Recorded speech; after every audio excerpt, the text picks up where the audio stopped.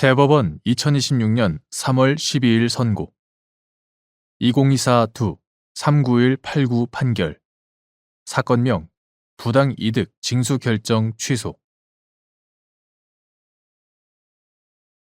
근로자가 산업재해보상보험법상 장애급여를 받을 수 있는 수급권자가 되었으나 이를 청구하지 못한 채 사망하고 미지급 보험급여에 관한 산업재해보상보험법령 조항에 따라 미지급 장애급여의 수급권자로 결정된 선순위 유족마저 사망한 경우 그 유족의 상속인에게 미지급 장애급여의 수급권이 상속되는지 여부 적극 헌법상 재산권 보장의 원칙과 산업재해보상보험법 이하 산재보험법이라 한다. 산재보험법 제36조 제1항 제3호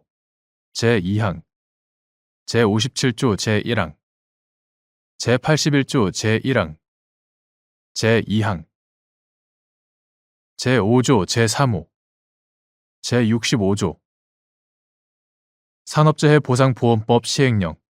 이하 산재보험법 시행령이라 한다. 산재보험법 시행령 제77조의 내용 미지급 보험급여 제도의 입법 목적 및 취지 등을 종합하여 보면 근로자가 산재보험법상 장애급여의 지급 요건에 해당하여 장애급여를 받을 수 있는 수급권자가 되었으나 이를 청구하지 못한 채 사망하였고 미지급 보험급여에 관한 산재보험법령 조항에 따라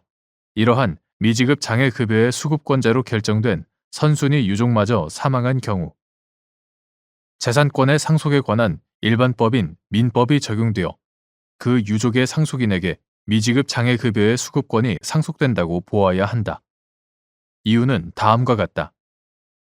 첫째, 경제적, 재산적 가치가 있는 공법상 권리로서 헌법상 재산권의 보호 대상이 되는 산재보험법상 보험급여 수급권 중 장애급여와 같은 급여는 손해배상 또는 손실보상적 성격을 갖고 있어 재산권적인 보호의 필요성은 강한 반면 사회보장적 성격은 상대적으로 약하다. 둘째, 미지급 장애급여 수급권은 이미 장애급여의 지급 요건을 충족하여 발생한 권리의 청구 또는 지급이 지연된 상태에서 수급권자가 사망한 경우로서 재산권적인 보호의 필요성이 특히 강하므로 상속에 관한 명시적 규정이 없다는 이유만으로 그 상속성을 부정하는 것은 헌법상 재산권 보장의 원칙에 부합한다고 할 수 없다. 산재보험법이 제58조 제1호에서 장애보상연금의 수급권자가 사망한 경우 그 수급권이 소멸한다고 규정하고 있고 같은 법 제64조 제1항 제1호에서 유족보상연금 수급 자격자인 유족이 사망한 경우 그 자격을 상실한다고 규정하고 있기는 하나 이는 장래에 향하여 정기적, 계속적으로 지급되는 연금 형태의 보험급여 수급권에 관한 것으로서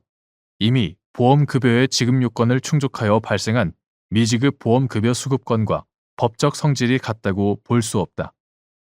셋째,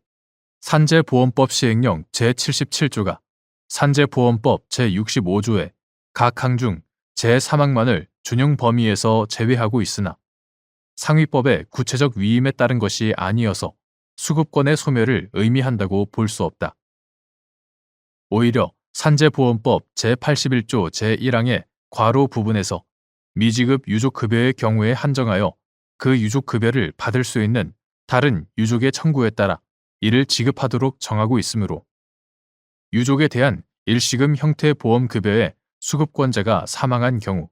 다른 유족에게 그 수급권을 이전시키는 규정인 산재보험법 제65조 제3항을 준용한 경우와 실질적으로 동일한 상황이 되는 점을 고려했다고 볼 수 있다.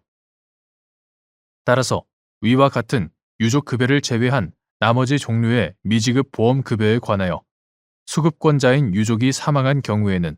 상속에 관한 일반법인 민법이 적용된다. 넷째, 미지급 장애급여 수급권이 그 수급권자로 결정된 선순위 유족이 사망함과 함께 그대로 소멸한다고 해석할 경우 미지급 장애급여 수급권의 지급 지연에 따라 그 수급권자인 유족에 대한 생활보장이 충분히 이루어지지 않아 발생한 채무가 그 상속인들에게 상속될 수 있는 것과 균형이 맞지 않아 부당한 결과가 발생할 수 있다. 따라서 미지급 장애급여 수급권을 선순위 유족의 상속인에게